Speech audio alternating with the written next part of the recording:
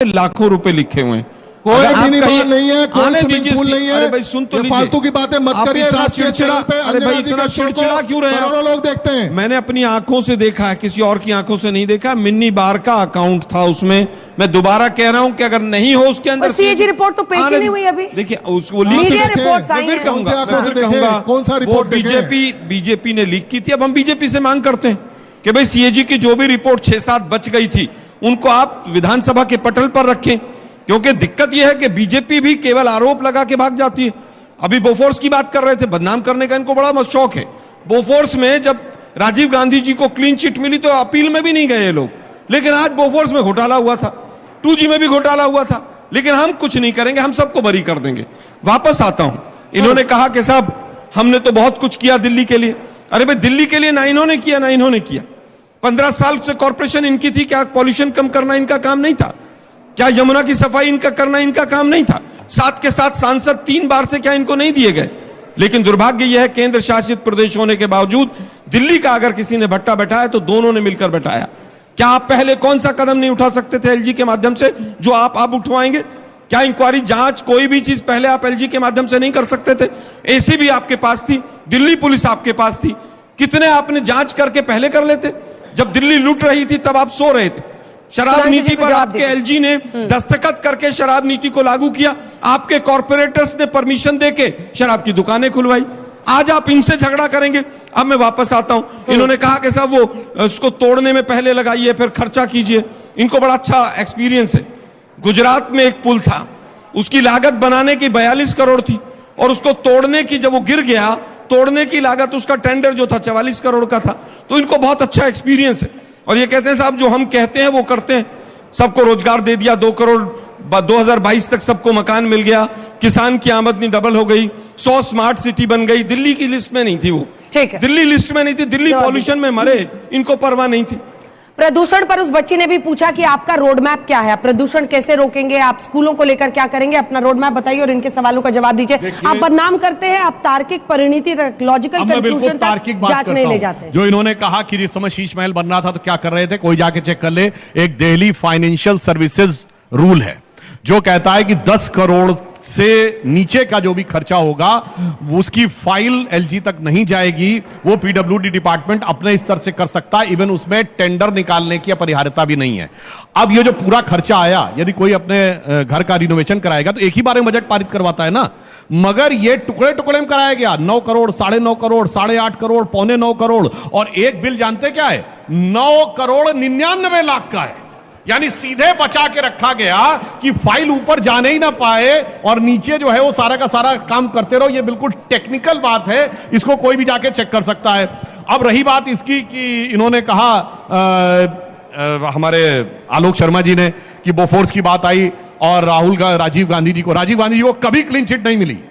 अरुण जेटली जी का law minister के रूप में बयान है कि जब वो नाम आया था तब तक राजीव गांधी जी की मृत्यु हो चुकी थी अटल जी की सरकार के समय में, इसलिए नाम हटा दिया गया कि जब वो नहीं है तो उनके बारे में कोई प्रोसीडिंग करने की आवश्यकता नहीं है। अरे क्वाट्रोची को रेड कॉर्नर नोटिस हुआ था, क्या बात कर रहे हैं? आपकी सरकार ने अर्जेंटीना में जाके उसको खाली करवाया था, क्योंकि आपको पता था कि वहां पे कोई एक्सट्रेडिशन ट्रीटी नहीं है, और उसके बाद सारा पैसा वापस कर दिया था, इसलिए वो विषय छोड़िए। अब मैं बताना चाहता हूं, मुझे बता दो 18 साल माइक उठाए 18 साल सरकार चलाने के बाद भी अगर कोई एक व्यक्ति जिसके लिए कहें कि साहब ये कोर्ट का जजमेंट आया, ये दोषी है, मुझे मैं बता तो रहा हूं, सुनिए।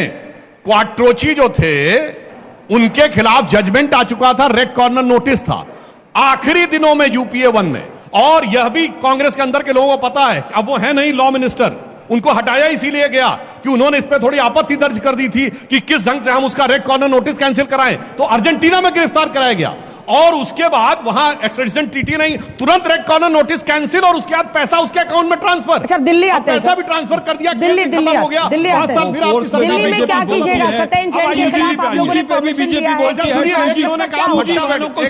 इन्होंने किया, उसके बाद भी इन्होंने कहा कि दोनों ने मिलकर भट्टा बैठा दिया दिल्ली का। भैया सबसे ज्यादा भट्टा तो आपका बैठ गया दिल्ली में, आप कह रहे हैं दोनों ने बैठा दिया, दोनों ज्यादा भट्टा आपका बैठा हुआ है, और वो भट्टा इतना रसातल में चला गया है कि समझ में नहीं आता है। अभी डबल डिजिट सीएम बनाइए, अच्छा व्यक्ति लाइए, डम्मी मत देना।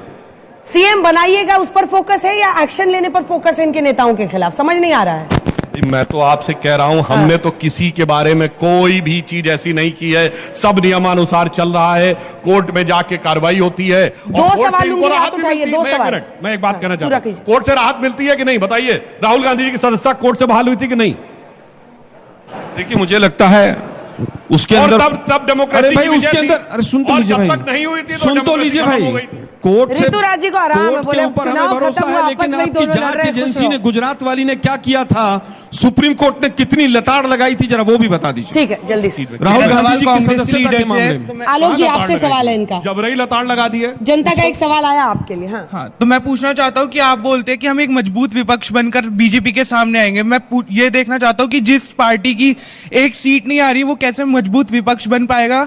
क्या आपकी पार्टी जो 3 में भी नहीं है, 13 में भी नहीं है, हम क्या उसको किस तरह से उनकी योजनाएं देखेंगे कि वो बीजेपी को फोर्स देखिए, मुझे लगता है कि केवल विधानसभा में सदस्य हो जाने से मजबूत विपक्ष नहीं होता है। बाहर से, विधानसभा के बाहर भी विपक्ष की भूमिका में कांग्रेस रहेगी और जो भी इनके गलत कारनामे होंगे वो उठाएंगे। ऋतुराज जी, आप ऐसे क्या कर रहे थे? आप उंगली क्या दिखा रहे थे? पिछली विधानसभा में भी, पीछे से, चूंकि आलोक जी देख नहीं रहे। एक मिनट, पिछली विधानसभा में भी हम 0 पे थे, लेकिन अंजना जी बहुत अच्छा सवाल इस बच्चे ने पूछा है। पिछली विधानसभा में भी हमारा विधायक नहीं था, लेकिन शराब घोटाले के मेन कंप्लेनेंट कांग्रेस पार्टी थी। ये देखिए, बिल्कुल सही बात बोली। और उसके बाद इन्होंने जाकर बंधन कर लिया था। सुनिए, देखिए सुधांशु भाई, मैं आपके बीच में नहीं बोला। हमने अभी भी पार्लियामेंट के अंदर 6 बिलों को पिछले 1 साल में बुलडोज होने से बचाया है। आज भी तमाम बिलों के ऊपर चर्चा होनी शुरू हो गई है। अब 150 सांसद सस्पेंड नहीं होते हैं। हम पहले भी मजबूत थे, आज भी मजबूत हैं और जनता की आवाज उठाते रहेंगे। एक लाइन में बोल शर्मा जी को क्या कह रहे थे? अंजना जी, परमिशन हो तो एक लाइन। देखिए, इनके लिए कहा गया 3 में ना 13 में। मेरे विचार से एक कहावत अब बदल देनी चाहिए कांग्रेस के लिए। आज डिजिटल टेक्नोलॉजी का जमाना जो बाइनरी में चलती है, 0101 कहना चाहिए ना, 0 में ना 1 में, तीनों 13 तो फिर भी जल्दी से। नहीं, कुछ नहीं, मैंने कुछ नहीं कहा। नहीं, ऐसे क्या कर रहे थे आप? मैं समझता हूं, इतना पब्लिक ब्रेकअप आप लोगों ने किया, 6 महीने नहीं हुए थे रिश्ते को, पब्लिक ब्रेकअप, गाली गलौज। जल्दी से। बीजेपी ने 2015 में कहा था जो दिल्ली को पूर्ण राज्य का दर्जा दिया जाएगा, अभी तक नहीं दिया गया। आप भूल गए हैं। तो आप कैसे कर सकते हैं? आप यमुना पे भी आप जैसे बात किए, तो आप कैसे कर सकते हैं यमुना पर भी काम कर दिया जाएगा, जबकि आपके 7 MLA हैं, लेकिन अभी तक आपने काम नहीं किया। तो अब आप क्या कह सकते हैं जो आप कर ही देंगे इस पे काम?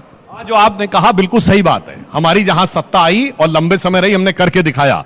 साबरमती रिवर फ्रंट देखिए, वहां लंबे समय सत्ता रही, साबरमती नदी को ठीक किया।